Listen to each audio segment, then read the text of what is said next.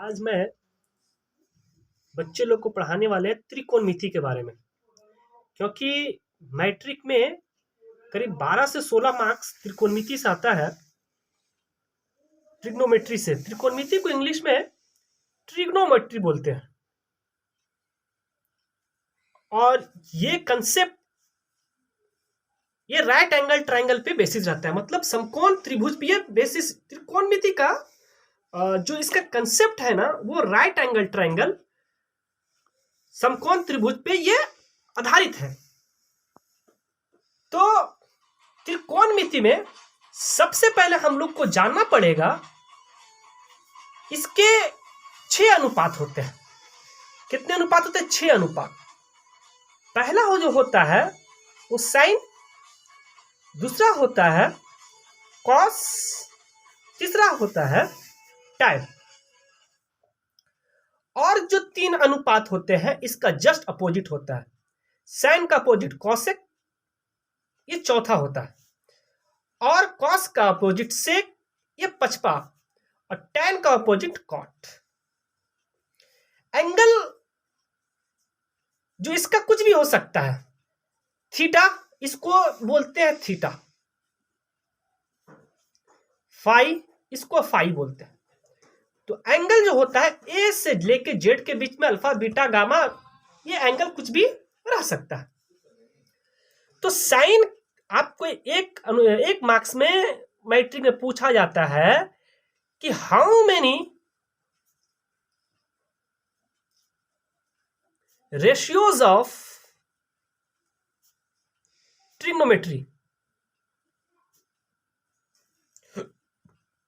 मतलब त्रिकोणमिति के कितने अनुपात होते हैं, जो कि ऑप्शन में रहेगा जाकर के 4, बी में रहेगा 6, सी में रहेगा 8 और डी में रहेगा 2।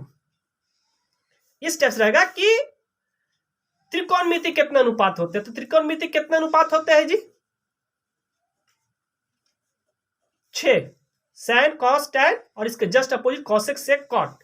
तो आप किसमें मारेंगे? 6। ये मोस्टली चांसेस रहता है कि हर ईयर में एक ना एक क्वेश्चन पूछ देता है। तो ये क्लियर हो गया गाइस। अब जो रही है, आपको एक बेसिक एग्जांपल दे रहे हैं। सपोज दैट कोई अंक है 4/5, इसका अपोजिट नंबर क्या होगा जी? 5/4। जब 4/5 है, 4/5 का अपोजिट अंक होता है 5/4। और अगर एक दूसरे में मल्टीप्लीकेशन होगा, मान के जब 4/5, इसका अपोजिट 5/4, अगर इसका अपोजिट मल्टीप्लाई होता है तो इसका हमेशा आंसर क्या होगा? 1। क्यों जी? 5 से 5 चल बसेगा, 4 से 4 चल बसेगा, तो आंसर कितना है? 1। तो इसी प्रकार अगर मैं देखते हैं कि एक रेशियोज साइन थीटा है, हम एंगल थीटा ले लिए, तो इसका अपोजिट क्या होता है जी? Cosec theta. तो साइन थीटा, इसका अपोजिट कॉसेक थीटा। अगर इसको मल्टीप्लाई करते हैं आपस में तो इसका वैल्यू हमेशा कितना होगा? 1। क्योंकि ये देखो 4/5, 5/4, इसका अपोजिट अंक में जब मल्टीप्लाई करते हो क्या होता है? 1। तो पता चला कि sine theta into cosec theta का हमेशा वैल्यू क्या होगा? 1। अगर यहां से पूछेंगे, अब यहां से निकाल दो अलजेब्रा के थ्रू कि साइन थीटा का क्या हो जाएगा फॉर्मूला जी? 1/कोसेक थीटा। या अगर कॉसेक थीटा यहां से निकालना है तो कॉसेक थीटा यहां से क्या हो जाएगा? 1/साइन थीटा, है ना। आप सेम उसी प्रकार कर सकते हैं कि कॉस थीटा, इसका अपोजिट क्या है? Sec theta. इसका फॉर्मूला कितना हो जाएगा? 1। अब यहां से आप निकाल सकते हैं कॉस थीटा क्या हो जाएगा जी? 1/सेक थीटा।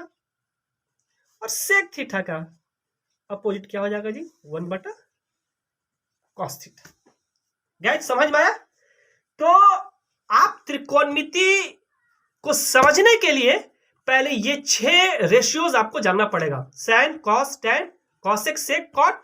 इसी प्रकार आप sine into cosec, cos into sec, आप tan theta into cot theta का वैल्यू क्या होगा? 1। आप यहां से निकाल लेना जी, ठीक है। यहां तक आपका निकल गया। अब मैं आपको बताते हैं कि त्रिकोणमिति में जो पूरा बेसिस रहता है किस पे आधारित रहता है? राइट एंगल ट्रायंगल पे। किस पे रहता है जी? राइट एंगल ट्रायंगल, मतलब समकोण त्रिभुज पे। अगर एक राइट एंगल ट्रायंगल है जिसका ABC राइट एंगल ट्रायंगल है और एक कोण हमेशा 90 डिग्री रहेगा। ठीक, तो याद रखो कि एक राइट एंगल ट्रायंगल में एक कोण 90 डिग्री है। ठीक, और ये इसको थीटा दिया गया, क्या गया, ये एंगल को थीटा दिया गया। तो इसमें एक बताया जाता है, इसका बेसिक कंसेप्ट है कि 90 डिग्री के सामने वाले भुजा हमेशा क्या होता है जी, कर्ण। क्या होता है, कर्ण। और इसको इंग्लिश में बोलते हैं हाइपोटेनस। क्या बोलते हैं जी, हाइपोटेनस। और थीटा के सामने वाले को भुजा को क्या बोलते हैं जी, लंब, है ना। इसको बोलते हैं परपेंडिकुलर। और जो बच जाता है उसको क्या बोलते हैं, बेस, मतलब आधार, है ना। याद रखिएगा हमेशा एक राइट एंगल ट्रायंगल में 90 डिग्री के सामने वाले हमेशा कर्ण कहते हैं, जिसको हम लोग हाइपोटेनस बोलते हैं, और इसको एच से डोनेट करते हैं। क्या बोलते हैं, एच से डोनेट करते हैं। थीटा के सामने वाले को लंब बोलते हैं, इसको इंग्लिश में बोलते हैं परपेंडिकुलर, जिसको पी से डोनेट करते हैं। और जो भुजा बच गया उसको बेस बोलते हैं, जिसको बी से डोनेट करता है, आधार। अभी इसमें देखो राइट एंगल ट्रायंगल में एक राइट एंगल ट्रायंगल था। ठीक, तो ये राइट एंगल ट्रायंगल है, इसका ABC है। हमने थीटा यहां देखे, अगर थीटा ये रहा, क्या, अगर ये थीटा रहा, ठीक, तो हम कैसे बताएं, अभी क्या बताएं कि 90 डिग्री के सामने वाले को हमेशा क्या बोलते हैं, कर्ण, है ना, जिसको इंग्लिश में बोलते हैं हाइपोटेनस, एस से डोनेट करते हैं। ठीक, अभी यहाँ पे थीटा था, सी पे दिया हुआ था थीटा, ये कौन दिया था, तो इसका सामने वाला भुजा ये आ गया था लंब। लेकिन अब देखो यहाँ थीटा दिया हुआ है, मतलब कौन यहाँ दिया हुआ है, तो इसका थीटा का वैल्यू यहाँ दिया, तो थीटा के सामने वाले, थीटा रहे, फाई रहे, एक्स वाई रहे, जेड रहे, कुछ भी रहे यहाँ पे, तो इस कोण के सामने वाले हमेशा क्या होगा, लंब। इस कोण के सामने वाला भुजा हमेशा क्या होगा, लंब, जिसको बोलते हैं परपेंडिकुलर। और जो बच जाता है उसको बोलते हैं आधार। आधा ही ना बच गया जी, आधार, जिसको बेस बोलते हैं, बी। ठीक, रही बात, एक पाइथागोरस थ्योरम है कि कर्ण स्क्वायर इज इक्वल टू होता है लंब स्क्वायर प्लस आधार स्क्वायर। ठीक, कर्ण स्क्वायर इज इक्वल टू लंब स्क्वायर प्लस आधार स्क्वायर, ये एक पाइथागोरस का थ्योरम है।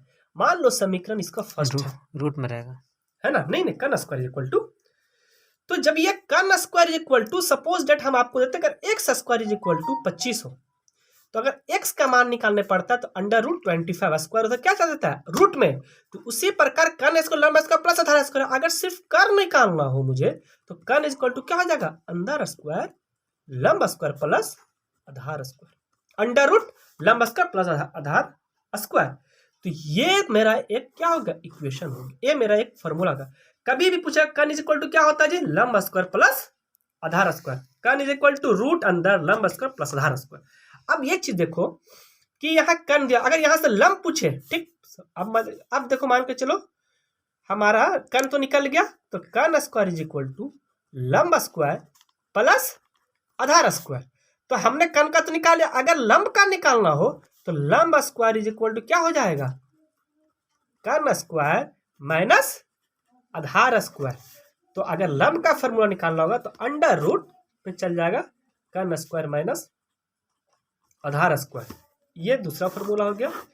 इसी प्रकार हमने अगर आधार का फॉर्मूला निकालेंगे, इसी प्रकार अगर मैंने आधार का फॉर्मूला निकाले तो आधार का फॉर्मूला क्या हो जाएगा, अंडर रूट कर्ण स्क्वायर माइनस आधार स्क्वायर। ठीक, ये फॉर्मूला है। जैसे सपोज डेट एक राइट एंगल, अगर क्वेश्चन देगा आपको बनाने के लिए कि एक राइट एंगल ट्रायंगल है ABC, एक राइट एंगल ट्रायंगल है जिसमें AB 4 दिया हो, BC 3 दिया हो, तो कर्ण क्या होगा, कर्ण क्या होगा। तो याद करो कि कर्ण का फॉर्मूला क्या होता है, अंडर रूट लंब स्क्वायर प्लस आधार स्क्वायर। तो लंब कितना दिया हुआ यहाँ पर जी, हम क्या बात, थीटा के सामने वाले हमेशा क्या होता है जी, लंब। तो लंब कितना दिया हुआ है जी? 4। ठीक, और ये तो कर्ण है, 90 डिग्री सामने क्या हो जाएगा? कर्ण। कर्ण तो पूछ ही रहा, जो बच गया आधार, तो आधार कितना दिया हुआ है जी? 3। तो आधार इज इक्वल टू 3। तो लंब 4 दे दिया, आधार 3 दे दिया, तो कर्ण इज इक्वल टू फॉर्मूला क्या होता है? अंडर रूट लंब स्क्वायर प्लस आधार स्क्वायर। तो लंब कितना दिया जी? 4, तो 4 स्क्वायर, आधार 3, 3 स्क्वायर। अब इसका स्प्लिट कैलकुलेशन कर दो, 4 चक 16 प्लस 9, 16 9 25, इसका फॉर्मूला कर्ण कितना आ गया? 5।